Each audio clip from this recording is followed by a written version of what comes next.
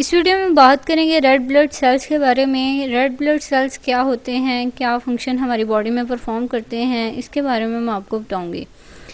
तो red blood cells जो हैं, हर सेल का एक अपना अलग फंक्शन होता है। सेल्स जो है हमारी बॉडी की तमाम फंक्शंस जो हैं उनको कंट्रोल कर रहा होता है। बॉडी की जितनी मूवमेंट हो रही होती है, जो भी फंक्शन हो रहा होता है वो सेल्स के थ्रू होता है। अब रेड ब्लड सेल्स कौन सा फंक्शन परफॉर्म करते हैं, ये बेसिकली आपको ऑक्सीजन जो है वो ट्रांसपोर्ट करते हैं। यानी आप जो है कि जो ऑक्सीजन ले रहे हैं, कैरी कर रहे हैं, वो रेड ब्लड सेल्स के थ्रू कर रहे हैं। रेड ब्लड सेल्स जो हैं हमारी बॉडी में से कार्बन डाइऑक्साइड जो है उसको रिमूव कर देते हैं और ऑक्सीजन को अपने अंदर लेकर आते हैं।